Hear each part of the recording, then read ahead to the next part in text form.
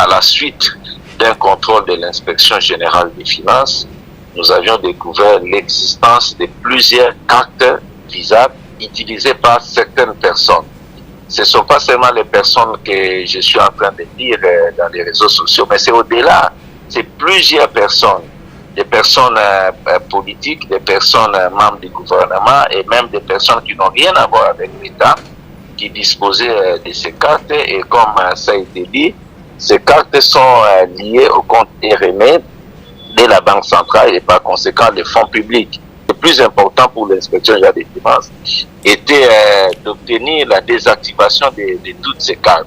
Monsieur Jules Alinguetti, est-ce que cette pratique est légale dans notre pays?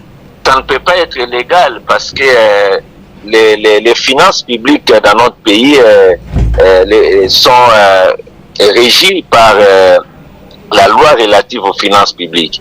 Et vous voyez, vous trouverez nulle part une disposition qui prévoit de telles pratiques. L'apparition des cartes Visa dans notre pays ne remonte pas de l'indépendance.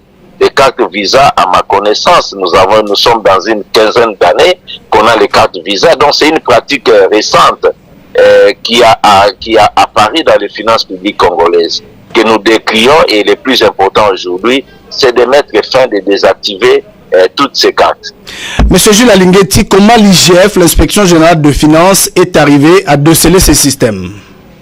C'est notre travail. Et nous ne sommes qu'au début de notre travail. Nous sommes en train d'avancer. Et vous savez, la prédation financière dans notre pays a été érigée en un système de gouvernance. Et là, nous avons une tâche énorme. C'est notre travail. Nous sommes en train de le faire.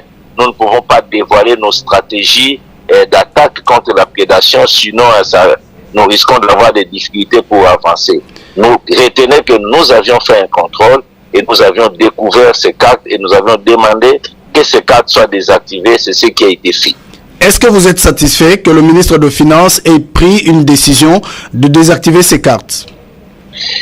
J'en profite pour saluer le patriotisme de son Excellence, Monsieur le ministre des Finances, Nicolas Kazadi, qui a réagi promptement à la demande de l'inspection générale des finances.